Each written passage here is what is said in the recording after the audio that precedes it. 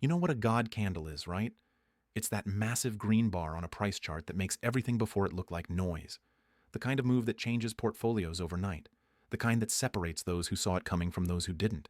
And right now, every piece of data I'm looking at suggests we're about to witness one in precious metals that will make previous rallies look like warm-up acts. Let me show you exactly what's happening beneath the surface, because this isn't speculation. This is pattern recognition based on forces that are already in motion. Silver just posted a gain that's nearly double what gold achieved over the same period. We're talking about a metal that's been in the shadows for years, suddenly exploding with the kind of momentum that typically precedes something much bigger. When silver starts outpacing gold by this margin, it's not random. It's a signal that industrial demand, investment demand, and supply constraints are colliding in a way that creates explosive price action. But here's what most people miss. They see the price movement and think they've missed it. They don't realize that what we've seen so far is just the setup. The real move hasn't even started yet. Think about what's driving this. Central banks have been accumulating gold at a pace we haven't seen in decades. Not just any central banks either. We're talking about major players who are actively diversifying away from dollar-denominated assets. They're not doing this because they think gold might go up a little. They're doing this because they're preparing for a fundamental shift in the global monetary system. And when central banks move, they move with information that retail investors don't have access to until months or years later. They're seeing the same debt levels, the same currency debasement, the same geopolitical fractures that we are, but they're acting on it with the kind of conviction that comes from understanding what happens next. Now let's talk about silver specifically, because this is where things get really interesting. Silver has this unique characteristic where it's both a monetary metal and an industrial metal. That dual nature creates a supply-demand dynamic that's unlike anything else in the commodity space.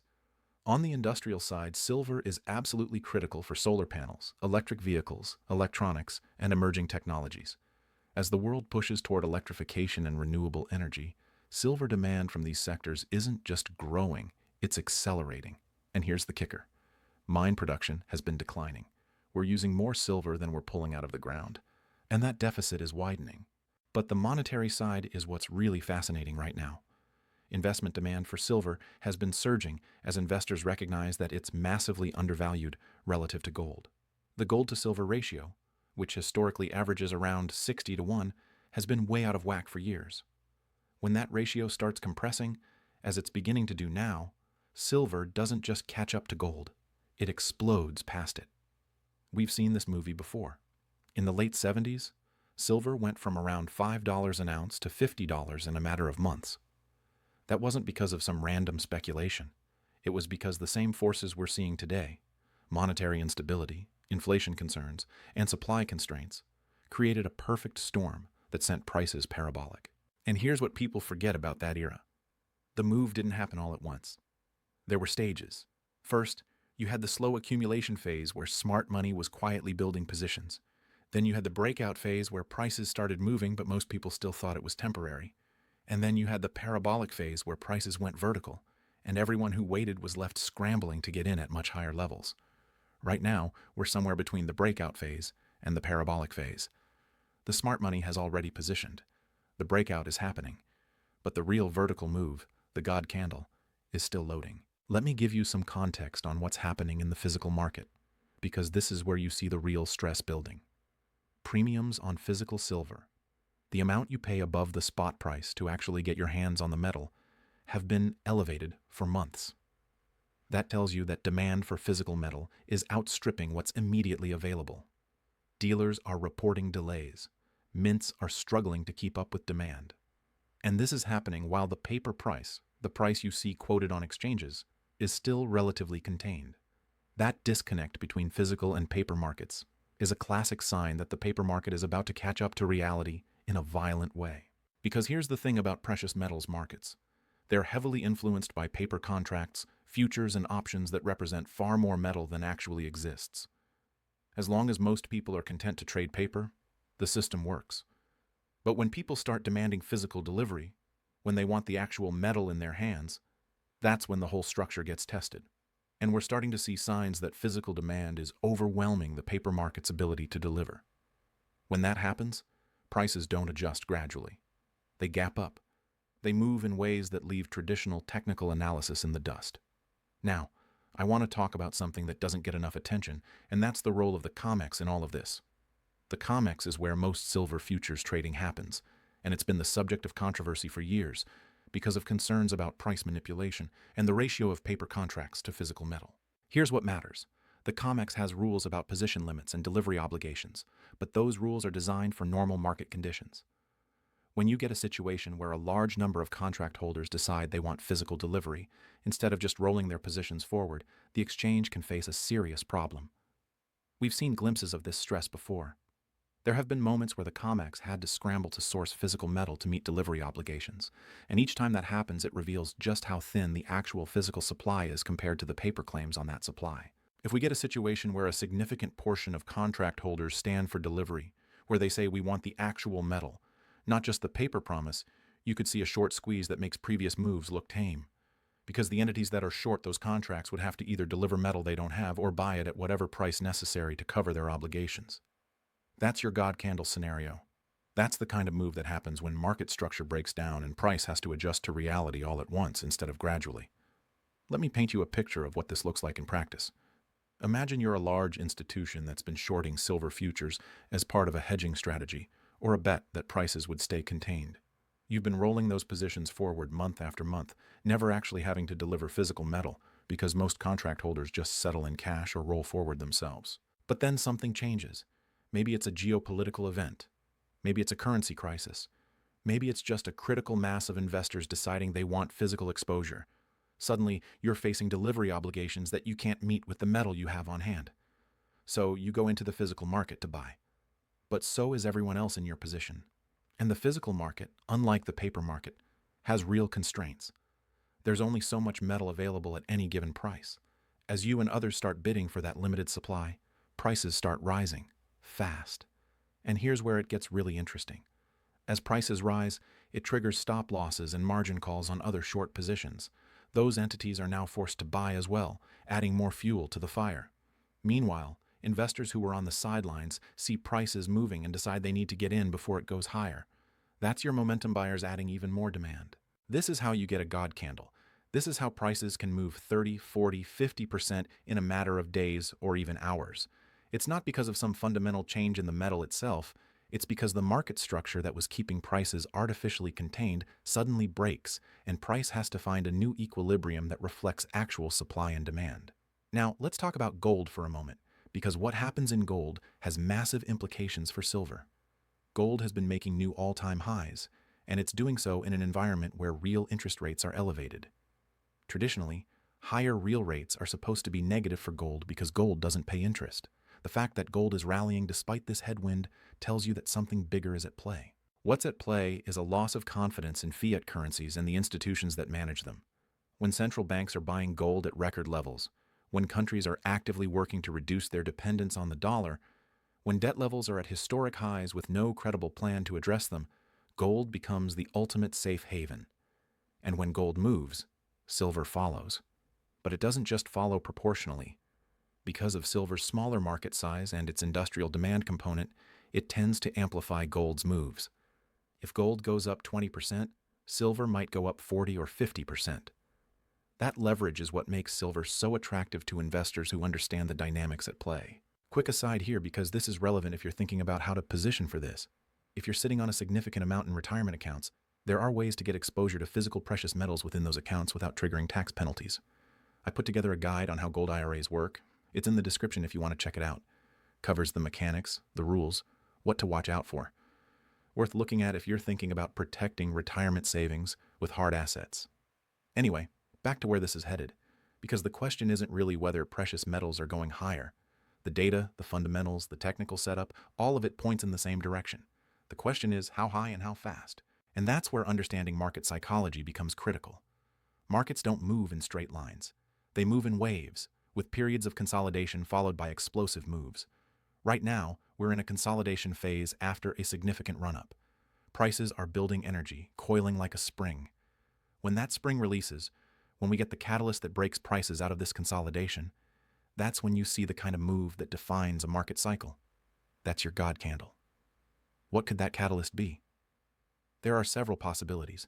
It could be a geopolitical event that sends investors rushing into safe havens. It could be a currency crisis in a major economy. It could be an inflation print that's significantly higher than expected, forcing a reassessment of real rates.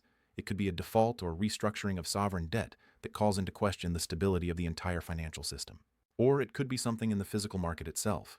A major mine closure, a supply disruption, a large buyer entering the market and soaking up available supply. The specific trigger almost doesn't matter because the underlying conditions are already in place. The trigger is just what lights the fuse. And here's what's fascinating about where we are right now. We're at a point where multiple potential triggers are in place simultaneously. Geopolitical tensions are elevated. Currency concerns are growing. Inflation remains persistent despite central bank efforts. Debt levels continue to climb. Any one of these could be the spark. But even without a specific catalyst, the structural forces at play are powerful enough to drive prices significantly higher. The supply-demand imbalance in silver isn't going away. Central bank buying of gold isn't slowing down. The move away from dollar dominance is accelerating. These are trends that play out over years, not weeks or months. What that means is that even if we don't get a dramatic catalyst in the near term, the long-term trajectory is clear. Precious metals are in a bull market that has years left to run. The God candle might come sooner or later, but it's coming. Now let me address something that I know some of you are thinking. You're looking at the current prices and thinking they're already high. You're worried about buying at what might be a local top. That's a natural concern, but it's also a concern that causes people to miss major moves. Here's the reality. In a bull market, prices make new highs regularly. Each new high feels expensive compared to where prices were before. But in hindsight, those highs that felt expensive become the lows that people wish they had bought at. Think about gold at $2,000. When it first hit that level, people thought it was expensive. Now it's trading well above that, and $2,000 looks like a bargain. The same thing will happen with current levels. When silver is at $60 or $80 or $100 an ounce, people will look back at current prices and wonder why they hesitated. The key is understanding the difference between price and value. Price is what you pay. Value is what you get. And right now, despite the recent run-up, precious metals are still undervalued relative to the monetary expansion, the debt levels, and the geopolitical risks we're facing. Let me give you some numbers to put this in perspective. The total value of all the silver ever mined is a tiny fraction of the total value of global financial assets. We're talking about a market that's so small that even a modest shift in allocation from traditional assets into silver could send prices exponentially higher. Compare that to the stock market, the bond market, or real estate. Those are massive markets where it takes enormous amounts of capital to move prices significantly. Silver is the opposite. It's a small market where relatively modest capital flows can have outsized impacts on price. That's both an opportunity and a risk. The opportunity is that you can get significant exposure with a relatively small position. The risk is that when the move happens, it can be so fast that you don't have time to react if you're not already positioned. And that's really the message here. The God candle is loading. The conditions are in place. The fundamentals are aligned. The technical setup is coiling. The only question is timing, and timing is the one thing that's impossible to predict with precision. What you can do is recognize the setup and position accordingly. Not with money you need next month or next year, but with capital that you can allocate to an asset that has the potential to significantly outperform over the next several years. Because here's what I've learned from watching markets for years. The biggest gains don't come from being clever or timing things perfectly. They come from recognizing major trends early and having the conviction to stay positioned even when things get volatile. Precious metals are volatile. They always have been. There will be pullbacks. There will be moments of doubt. There will be times when it feels like the thesis isn't working. But if you understand the underlying forces at play, those pullbacks become opportunities rather than reasons to panic. Think about the investors who bought gold in the early 2000s when it was trading at $300 an ounce. They had to sit through multiple corrections and periods of consolidation, but they also got to participate in a move that took gold to over $1,900 at its peak. That's the kind of return that changes financial outcomes. We're potentially at a similar inflection point now. Not at the beginning of the bull market, we're already well into it, but before the parabolic phase that typically marks the final stage of a major bull run. And here's the thing about parabolic phases. They're where the majority of the gains happen. You can have a bull market that lasts 5 years, but the bulk of the price appreciation might happen in the final 6 to 12 months. That's when prices go vertical. That's when the God candle appears. Missing that final phase means missing the majority of the potential return, And the only way to ensure you don't miss it is to be positioned before it happens, because once it starts, it moves too fast to catch. So where does this leave us? We have precious metals that have already had a significant run, but are showing signs of building energy for another leg higher. We have fundamental drivers that are not only intact, but strengthening. We have technical setups that suggest consolidation before continuation. And we have a market structure in silver specifically that's vulnerable to a short squeeze that could send prices parabolic. The God candle is loading. The question is whether you'll be positioned when it fires, because when it does, it won't wait for anyone. It won't give you time to think about it, or do more research, or wait for a better entry point. It will just happen, and those who are ready will benefit while those who aren't will watch from the sidelines. This isn't about fear or greed. It's about recognizing patterns and understanding market dynamics. It's about seeing what's happening beneath the surface and acting on that information before it becomes obvious to everyone else. The smart money is already positioned. Central banks are already accumulating. Industrial users are already securing supply. The only question is whether individual investors will recognize what's happening in time to participate in what could be one of the most significant moves in precious metals we've seen in decades. The setup is there, the fundamentals are there, the technical pattern is there. All that's missing is the catalyst. And in a market this primed, that catalyst could come at any moment. When it does, the God candle will load, and those who understood what was coming will be the ones who benefit from the move that follows.